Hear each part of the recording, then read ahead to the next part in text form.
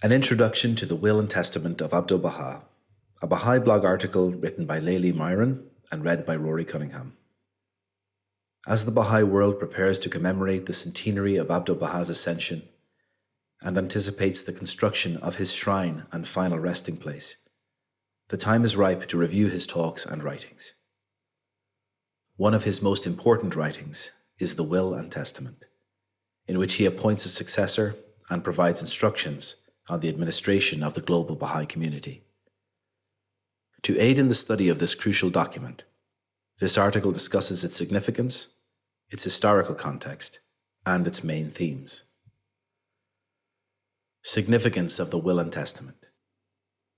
By naming his grandson, Shoghi Effendi, as his successor, the Will and Testament of Abdu'l-Baha ensured that the Baha'i faith would not be splintered by competing power seekers after his passing. The Will and Testament thereby protects the Baha'i Covenant, quote, an agreement to accept the chain of succession which has taken place since the time of Baha'u'llah, end quote. Moreover, beyond the question of Abdu'l-Baha's immediate successor, by laying out a plan for the formation of the Universal House of Justice, the Will and Testament ensured the continuity of succession for the rest of the Baha'i dispensation. Because of its role in defining Baha'i administration, Shoghi Effendi called it and the Kitab-i-Aqdas, quote, twin repositories of the sovereignty which the Baha'i teachings foreshadow, end quote. He also named it one of 3 administrative charters, along with the Tablet of Carmel and the Tablets of the Divine Plan. Similarly, David Hoffman, a former member of the Universal House of Justice, remarked, quote, the Will and Testament is the clear and authentic charter of this world order of Baha'u'llah. It establishes its institutions and defines its relationships. Through this document, the rights of all are protected, authority is upheld, and power delegated. It is no less than the charter of world civilization, the Bill of Rights of all mankind, end quote. With these testimonies to its significance in mind, let's turn to the history of this Bill of Rights of all mankind.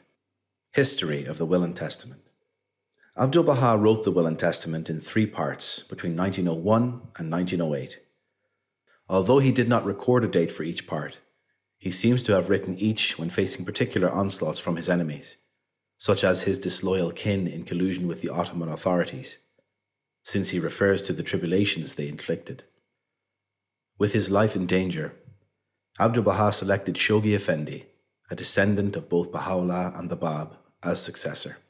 Quote, after the passing away of this wronged one, it is incumbent to turn unto Shoghi Effendi, the youthful branch branched from the 2 hallowed and sacred lote trees, and the fruit grown from the union of the 2 offshoots of the tree of holiness.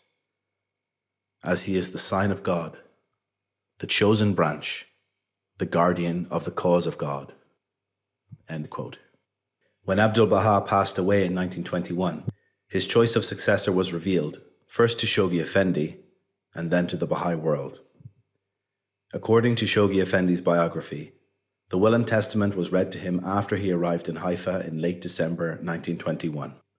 The first official reading to Baha'is occurred shortly thereafter, on January 3rd, 1922, followed by another reading on January 7th.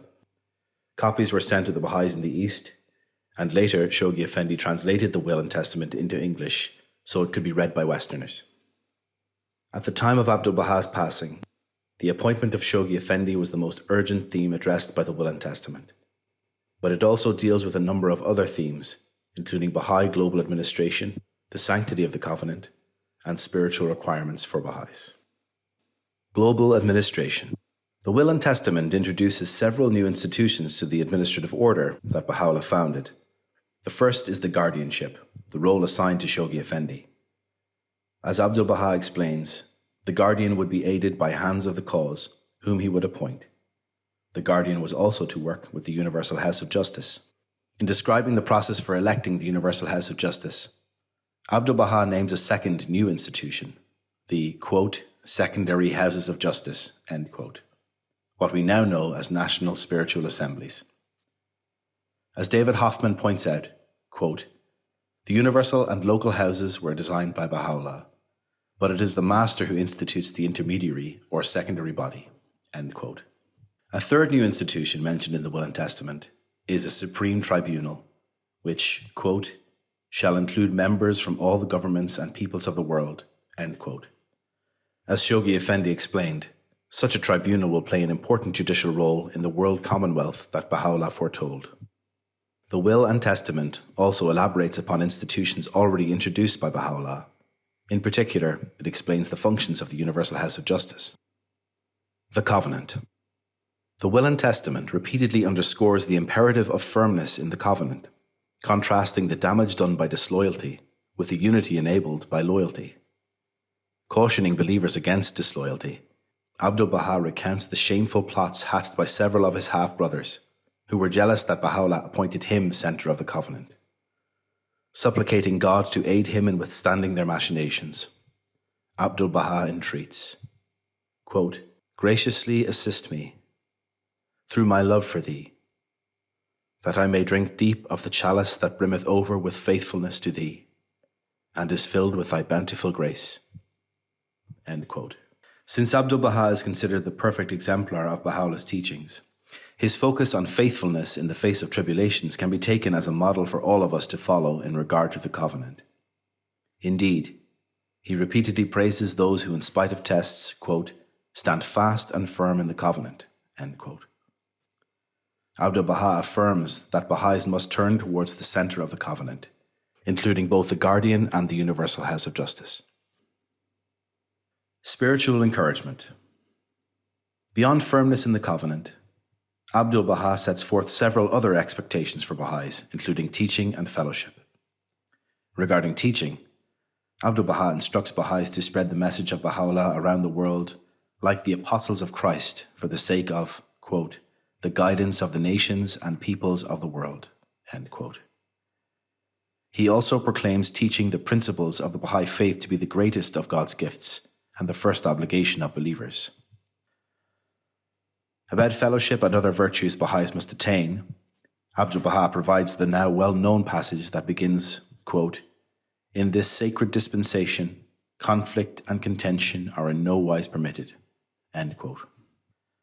This passage includes such memorable exhortations as, quote, consort with all the peoples, kindreds and religions of the world with the utmost truthfulness, uprightness, faithfulness, kindliness, goodwill and friendliness, end quote. To help Baha'is achieve these lofty virtues, Abdu'l-Baha reveals several prayers within the Will and Testament, including the supplication for steadfastness, beginning with, quote, O Lord my God, assist thy loved ones to be firm in thy faith, to walk in thy ways, to be steadfast in thy cause, end quote. I hope this introduction to the Will and Testament of Abdu'l-Baha assists you in your study of this momentous charter of the Baha'i faith. For more information, I recommend checking out David Hoffman's Will and Testament of Abdu'l-Baha, a commentary, from Baha'i World, Volume 9, 1940 to 1944, pages 248 to 260.